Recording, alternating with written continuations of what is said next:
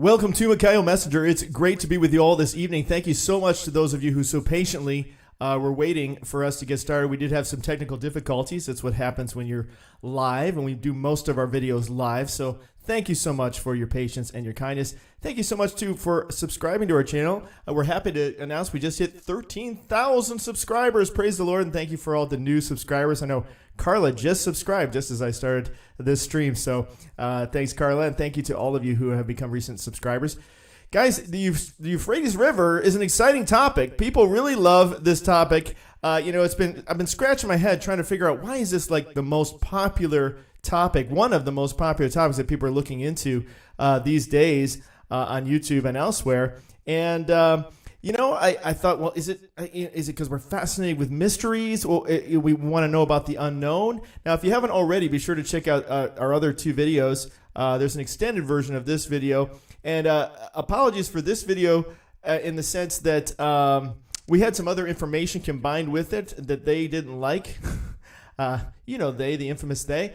And so we had to remove that information in order to get you this information. So if you watch this first video and it seems a little disjunct, that's why, because we had to cut some other things out. So don't take it personally. And then we have this other video that we did 2 months ago. Be sure to check that one out as well.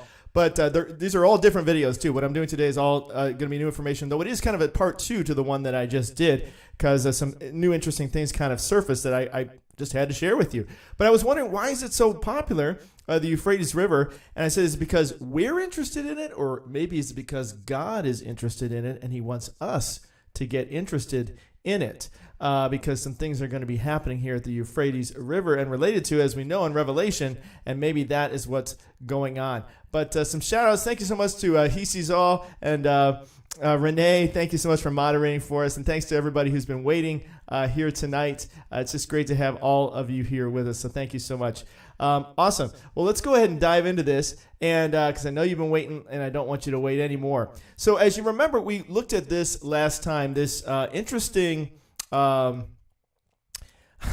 what I thought was Swahili, I found out that it wasn't Swahili, and that's actually, I think, by design that I found that out, because some of you in the comments said, no, that's not Swahili. And one person says, that's Hindi. And then another person said, no, that's not Hindi. It's Gujarati or Gujarati. And so, I just happened to, when I was trying to translate this, the first language I found, I thought, well, maybe it's Swahili, and I put Swahili, and it sort of translated it. So I thought, well, I guess it's Swahili, but some of you who know better told me better. But what's great about that is it revealed some interesting things. So I think, like I said, it was a happy accident, as Bob Ross might say.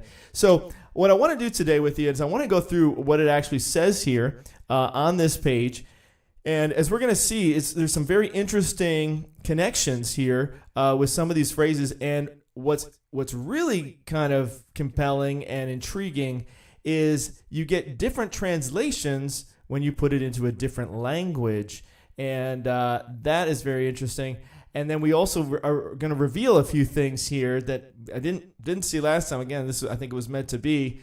So that we can talk a little bit about that as well. So let's go ahead and dive into that here, and I'll show you what I mean. Okay, so I'm going to take this first phrase, right, here on the screen there. It's got a question mark at the end, so you assume it's a question. But beyond that, unless you speak this language, you may be having a little trouble with that. So, as you remember, I put Swahili. Well, this time I'm going to be doing Hindi and Gujarati, because those were what were recommended to me.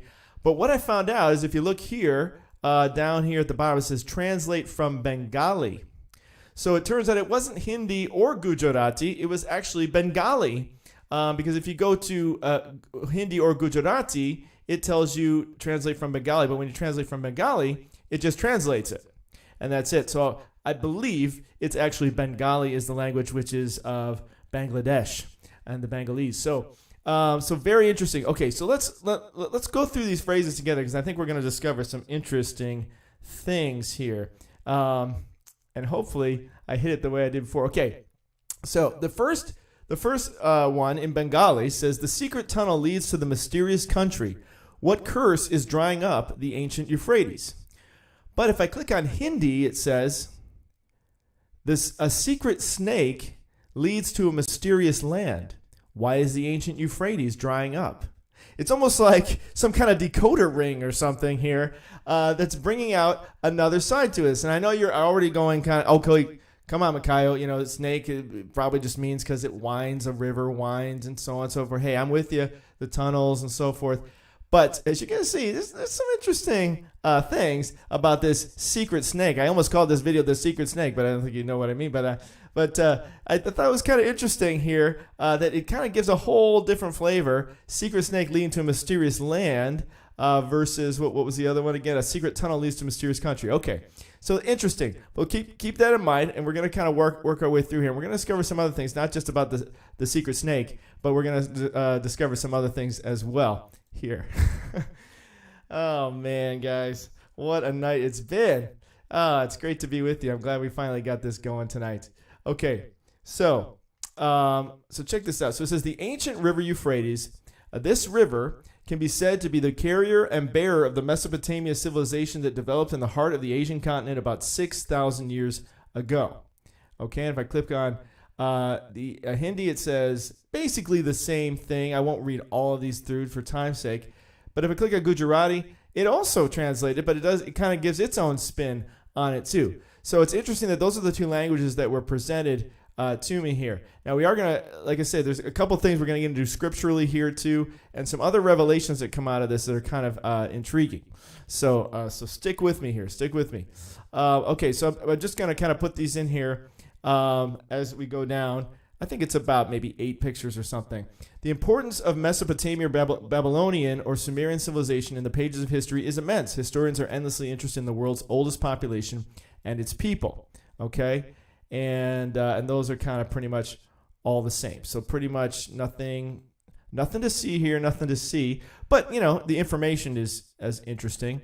And, again, the source of this website I'm not too sure of because I don't speak Bengalese, but it's intriguing.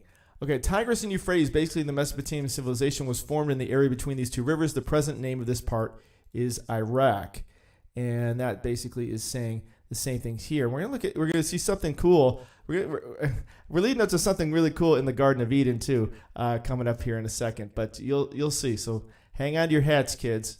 All right, here we go. I'm just kind of going through them all because I don't want you to think I'm leaving anything out for you. I always like to cover it all. The ancient Euphrates River still flows in Iraq along with the Tigris River, but the prosperity of the river is not as before. And then the Euphrates has dried up more than before. So this is kind of interesting. These different translations kind of bring out some different things. And we're going to see some things specifically here in a second. Just get down a little further here. Okay, and this one. And like I say, if you want to know more about these pictures and stuff, we did that in the last video, so be sure to check that one out. All right, this says, historians have long puzzled over a tunnel built under the ancient river. See, I think God wants us to be looking into this. Many have also expressed doubts whether there is any tunnel under the river or not. And for all we know, they're probably already over there looking into it, if you know what I'm saying. Let me see what this says. I've expressed doubts. See, this is kind of different. Many have expressed doubts about whether there are any snakes under the Adao River. Okay? Now stick with me here because it's interesting snake references going on. Now, we know the serpent is throughout the Bible and ties in with the end times as well.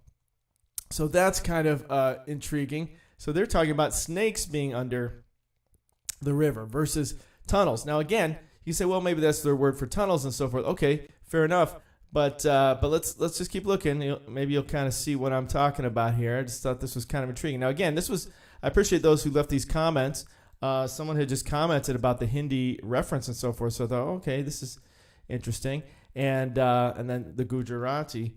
Okay, so this says, now this is Hindi. In the ancient story of Mesopotamia or Iraq, there's talk of a snake under the Euphrates River. He focuses on this. And then this says, ancient stories of Mesopotamia or Iraq mention tunnels under the Euphrates River. Various stories and folklores are also prevalent among the locals about that tunnel. But it is interesting, this word snake, because, you kind of wonder if there's a double meaning going on here because we know about the angels that are buried there. We know about the ancient serpent, the snake, from Revelation 12. And so that's kind of intriguing. And so you say, okay, is there something connected here with the serpent coming out of this river as well? All right, hold on.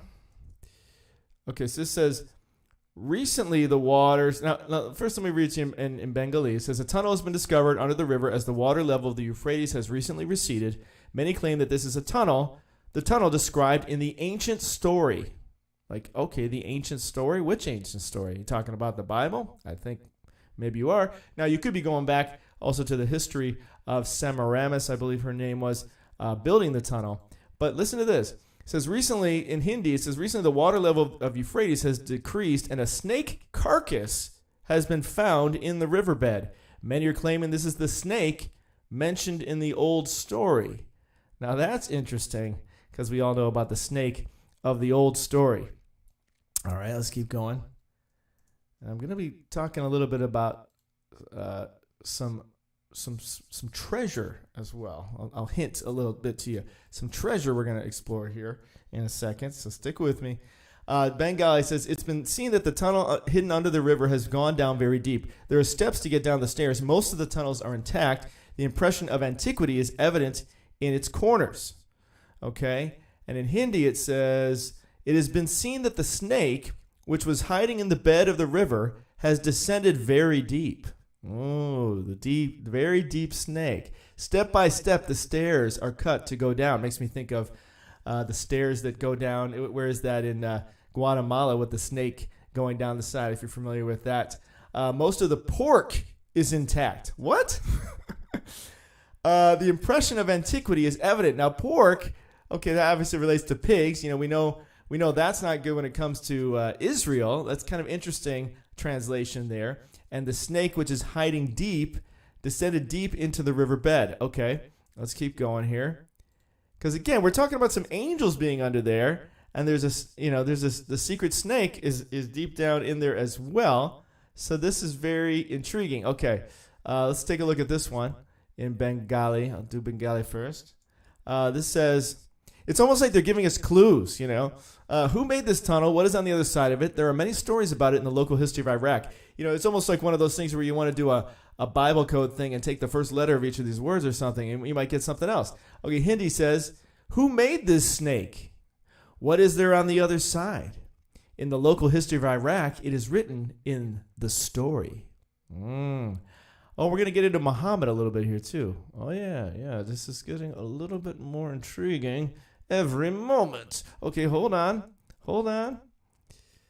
This something's happening here. What it is ain't exactly clear. Okay, let's see. All right. Let's check this one. It says, according to ancient legends, Semiramis, queen of Babylon, built a secret tunnel under the Euphrates River. It says he, but I will say she used to use this tunnel. Now, if I go to Hindi, it says, according to ancient legend, Queen Semiramis built a secret well. See, now this is what's interesting because sometimes they translate it as snake and sometimes they translate it as well or something else. I think road even comes up once. So why does it get translated as snake sometimes and wells other times? So a secret. So when they're talking about her specifically, they're talking about her building a well. But when they're talking about the mystery of this snake or tunnel, it's more vague, right? They don't know who made this snake, who created this snake. He used to use this tool. Okay, interesting. All right, let's keep going here. He used to use this tool. Well, even that, you're kind of like, what tool? They're talking about. I don't know what tool. I don't know what tool. What's the tool? Okay, let's keep going. For time's sake, I'm just going to try to keep cruising through this. All right. All right, check this out. Wait, I'm going to do Big Golly first. The two palaces on both sides of the river were connected through this tunnel. Some say that this tunnel was built through the river to connect the two ends of the city of Babylon. I mean, this is interesting history, too, if you haven't already gotten this from our other videos. The connection between the two palaces situated on the two sides of the river was established through this bridge. See, here, they call it a bridge. So when they're talking specifically about this woman building this tunnel, you see what I'm getting at here? When they specifically are talking in Hindi about this woman building the tunnel, they call it a bridge. They call it a well. You know, they call it something else. But when they're talking kind of in a more enigmatic, mysterious way, they call it a snake. So I find that intriguing. Why not use the same word every time? Some say, again, this bridge was built through the river to connect the two ends of the city of Babylon.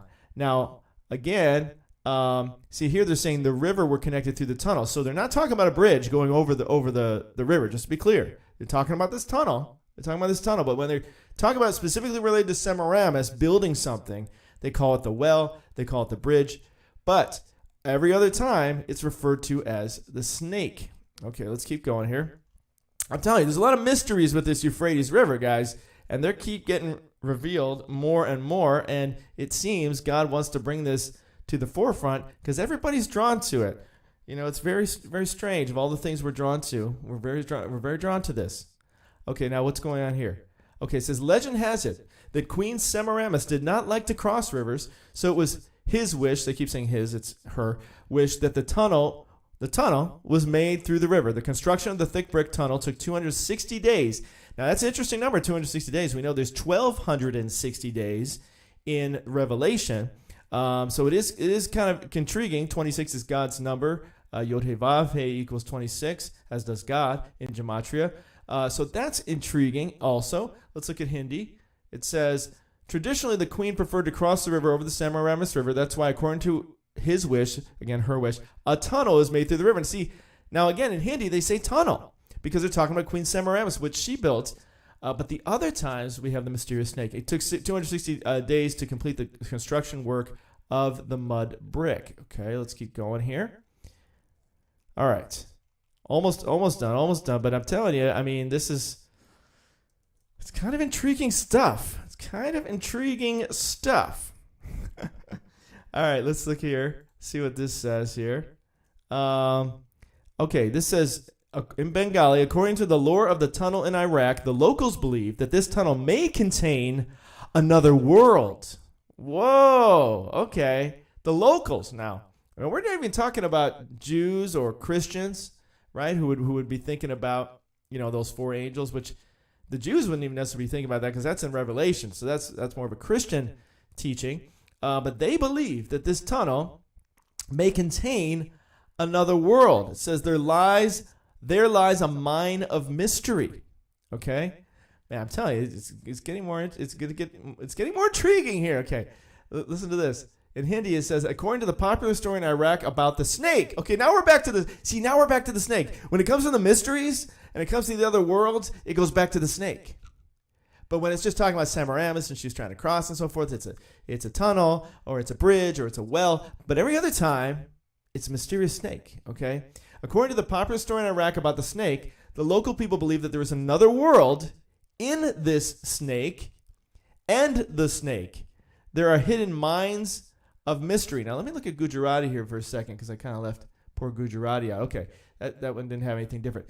Now, what comes to my mind when I think of this hidden world is, something like this, where they find like an underground world, like another world. Like this is an underground rainforest that they found in a cave system.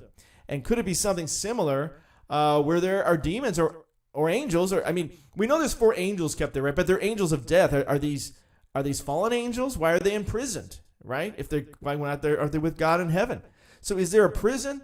Is there another world where these angels are being kept in here by the snake, so to speak? Do you hear what I'm saying? This is intriguing, guys. Okay, let's keep going. All right. Let me take a look at this.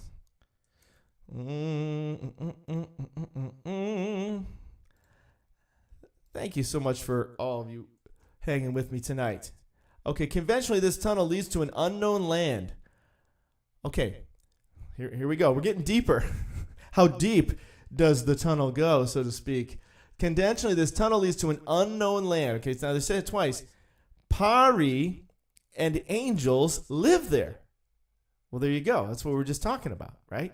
They're telling you that's where the angels live. This is what the locals believe, right? These are people mostly of Muslim faith. So they're not Bible believing or even Old Testament necessarily believing. They believe in Abraham, but so they're saying angels live there. That's what they say. That's what the locals believe. The Padi Pari, and the angels live there. They have been in the Euphrates for years. Well, yeah, since ancient times, I would imagine. Again, like I mentioned in the other video, it's kind of like that War of the Worlds movie with Tom Cruise, where the aliens were living underground for who knows how long, just dormant, waiting for their moment, and that we may have something like that. Or maybe they're not dormant. Maybe they're just living under there. Maybe they're aquatic in nature, or maybe the water doesn't get in because of the way, you know how it works with caves. Sometimes, yeah, sure, it was underwater, that part, but maybe the part where they're living, the water, doesn't make it up to fill in that area. If you understand what I'm saying, just the way the air and the water flow. I think you understand what I mean by that. But let's take a look at the Hindi version here. It says, conventional belief, this rabbit, now they're calling it a rabbit. Okay, I was just talking about how deep the rabbit hole goes. This rabbit leads to an unknown land. Okay, so we go from snake to rabbit. Angels and angels live there. Isn't it interesting they distinguish? There's angels and angels. Well, we're going to talk about Pari in a second here. What is Pari? Okay, they have been sitting on the Euphrates chest for years and years. What? The Euphrates chest? The chest of what? Okay, so first, of course, I think of a person's chest, like sitting on someone. The next thing I think of is like a treasure chest. Are they sitting on a treasure chest or something? Well, we're going to get into that too in just a second. Oh boy, this is exciting stuff, guys. Okay, so check this out. All right, so let's go back to this for a second. Okay, so they say angels and angels. Bengali says Pari and angels. Okay, so what is this Pari? Okay, so the first thing I look up Pari was Pari mean? Well, it led me to Paris, which was the prince of Troy, who abducted Helen from her husband Menelaus and provoked the Trojan War. I'm like, okay, that's kind of interesting, but what about Pari, right?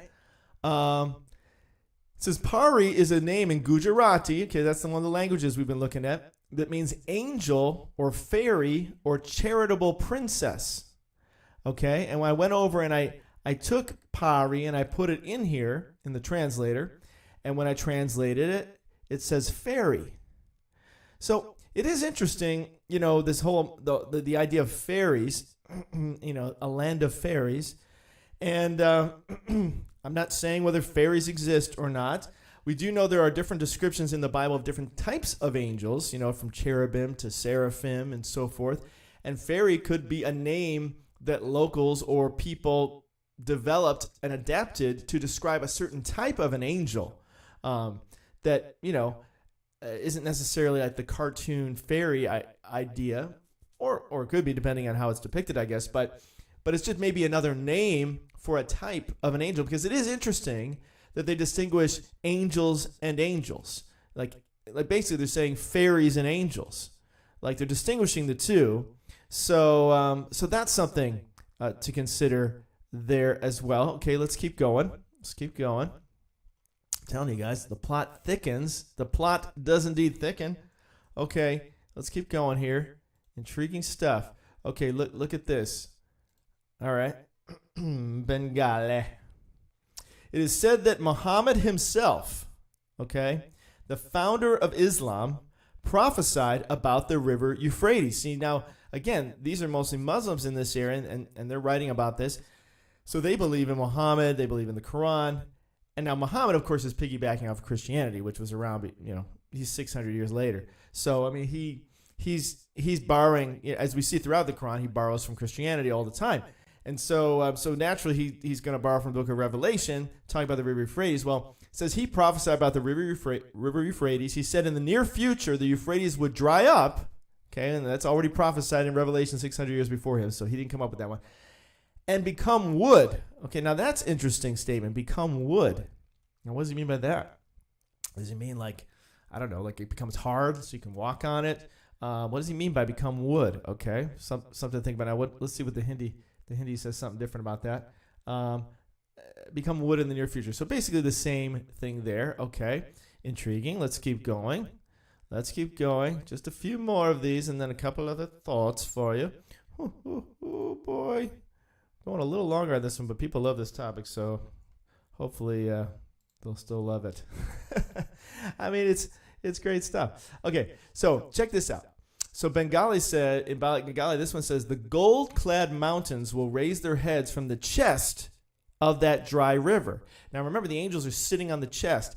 Now again, chest, you can think of in terms of like a river is like a snake, the chest of the snake perhaps, or the chest of a being, or a treasure chest, something that's hiding these gold-clad mountains. Muhammad also said that people will fight for the possession of that mountain.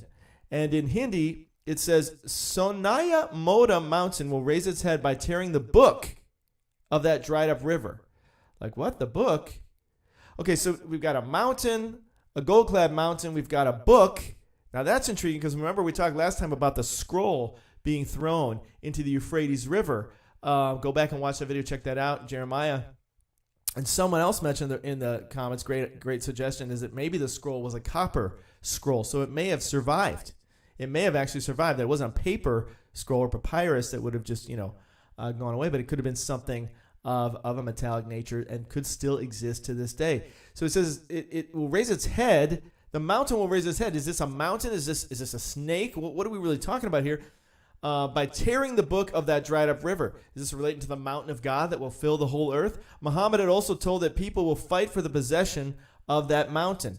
Now again, I'm not putting my faith in Muhammad or the Quran. I'm just reading to you what he said. That's all. Sometimes people freak out just because I read to you what it actually says there. That's all I'm doing. I'm just sharing with you what it says. Remember, he's piggybacking off the Bible 600 years later after the Bible came out. So, and after Jesus. So in any case, that's interesting. The book, and let's look at Gujarati for a second. Okay, now Gujarati says a hill covered with gold will raise its head from the breast of that dry river. So again, kind of like the chest or the breast, that's, the center of it, I guess, the heart of it. Muhammad also said that the people will fight for the possession of that mountain. Okay, let's keep going. Oh, wow, guys, so many amazing things. I mean, I could break this video up into several videos because there's just so much to cover. It's amazing. Is the ancient, let me see, Bengali says, is the ancient prophecy slowly starting to come true? Historians and archaeologists have shown that the water level of the Euphrates River has dropped significantly in the last few years. Okay, well, we know about that. Let's keep going here. All right. And, all right, let's keep going. There's some more intriguing stuff. Now, remember what we said about gold there. Okay, hang on to that one. And, okay. Here's the last one of the pictures, and I'm going to share a couple more thoughts with you biblically. It says, but no mountain was found. Okay, so this is their conclusion. This is their conclusion, but it's like found by who? We know there's a lot of hidden things that aren't being told, It's like saying, did they ever find giants? Well, if they did, they don't want to openly tell you about it. But it says, but no mountain was found to exist under this river. Sonodana also did not match. Only the Euphrates tunnel opened the door to mystery. Okay, well, yeah, but they haven't explored it yet. I mean, it's only now drying out, so they haven't gone in there. And if they are going in, they're probably not telling anybody that they're going in there either. It says, but the existence of any mountain was not found on the river. Maleni Sonodana, only the trunk of Euphrates has opened the door of mystery. And, okay, so it's talking about this Sonodana. What's Sonodana? So I started looking that up. I said, okay, what's Sonodana? We looked up Paris. Let's take a look at Sonodana. So I put in Sonodana, and the first thing that came up here was Sonadanda, which is a rich Brahmin of Kampa, very learned. So a rich Brahmin, the Brahmins are like the highest class in India, Hinduism and so forth. So that's interesting. Like, okay, a rich Brahmin, kind of like a man of stature. So that's kind of an interesting thought on that. Then I looked up Sonadana, and here you had like a singer singing. So I'm like, okay, I'm not sure what does this Sonadana mean, right? And then I found one other, really getting out there, is but I thought it was interesting because this is getting into a character named Sona. But what the Sona character struck me as was like the sirens. The mermaids who sing. You're familiar with the sirens? They would enchant men off their ships and get them to crash their ships and die by singing these beautiful songs. And so I thought, well, that's kind of an intriguing thing with the Euphrates River. But ultimately, I translated this word Sonadana and check out what it means. Okay, so sonodana, when you translate it, means a grain of gold. A grain of gold. Okay, so we talked about the gold-clad mountains. We talked about the mountain of gold, right? The mountain covered in gold, isn't that what it said? A grain of gold is the sonodana. And check this out in the Bible. Okay, so we know that the serpent was there from the very beginning in the garden, right? So they're talking about this snake, this serpent, and they're relating it to the Euphrates River. And they're saying it's under the Euphrates River, and it's deep down within the Euphrates River. And they keep using that term, this secret snake that's down there in the deep, this serpent, and it's in the Euphrates River. Well, the serpent was there in the beginning at the Euphrates River, here in the Garden of Eden. As it says here, let me show you this part. Hold on, where is it? It says, I guess I was there. But, okay, let me just show you this in context. So it says, now the serpent, no, not this part. Oh, I know why, because I went back one. Here, let me show you. Here it is. Here it is. It's I need to go to chapter 2 to show you. Okay, so chapter 2 of Genesis, it says here. Hold on.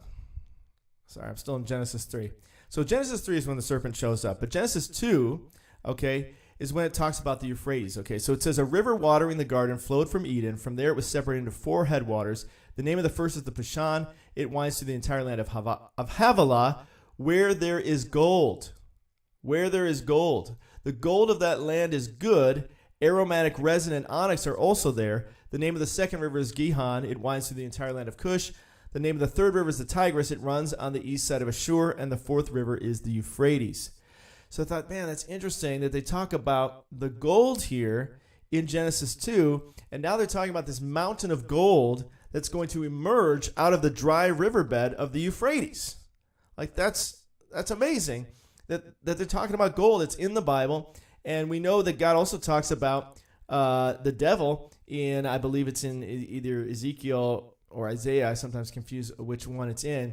I mean, because it talks in both about Satan being cast out of heaven. But in one of them, it talks about him being among the stones and among, I believe the gold is in there as well. You can check that out. But he, it's interesting that the serpent is there in the garden, and they're talking about, where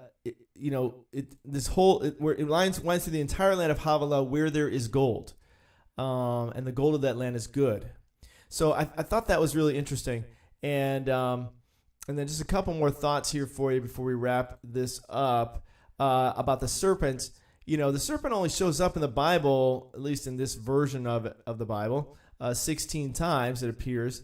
We know he's there being in the garden. We know there's gold there. Here they're talking about the serpent being under this dry riverbed and the gold. The mountain of gold is there as well. God, of course, curses it. Then we see, the next time we see the serpent, it actually is referring to Dan.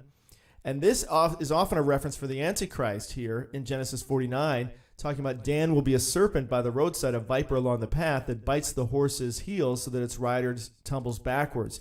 So people often build off of this for the Antichrist being of Jewish descent and from the tribe of Dan, because the tribe of Dan was the one that worshipped idols and so forth.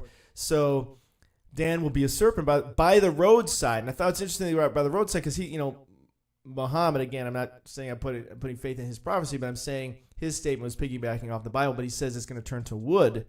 And you say, they talk about a bridge. They talk about it drying out, being a roadside. And I thought, well, is there any connection perhaps to this serpent, the roadside, and this drying out of the Euphrates River? And then, of course, we know God says he's by his breath, his hand pierced the gliding serpents.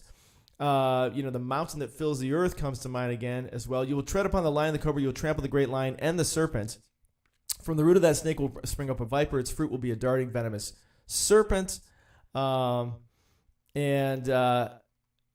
Great powerful sword, Leviathan, gladiator, serpent. Egypt will hiss like a fleeing serpent as the enemy advances in force. Now we know the enemies are going to come across the Euphrates River.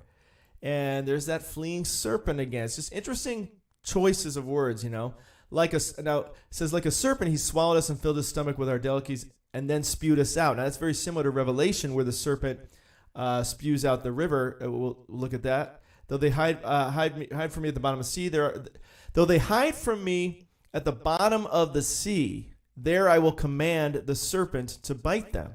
Again, right? Kind of interesting connection there. The bottom of the sea, the bottom of the Euphrates, the serpent concept being in the deep. And then, of course, Revelation 12, the great dragon was hurled down, that ancient serpent called the devil or Satan, who leads the whole world astray. He was hurled to earth and his angels with him. And then from his mouth, the serpent spewed water like a river. That's also interesting. Is he spewing it because he's removing it? He's spewing it to overtake the woman and sweep her away with the torrent. Now, we automatically think, well, he's sweeping her away with water. But again, this could be a double meaning here in the sense that he's removing the water and overtaking her, because we know they march across the Euphrates, and the torrent may actually refer to the torrent of the army.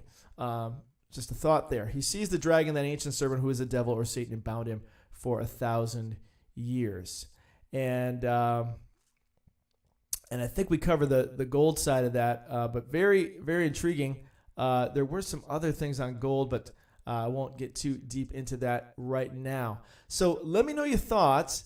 I hope you found this intriguing. And the time is now, guys. Repent and believe the good news, because the time of the kingdom is being fulfilled, and now's your time to be getting close to God, guys. So turn to the Lord while you still can, and encourage one another as long as it's called today. And be sure to join us in the fellowship. Visit our community page here at Micaiah Messenger, and there you'll find a link where you can join us in our chat room, our fellowship over there, where you can hang out with us 24/7.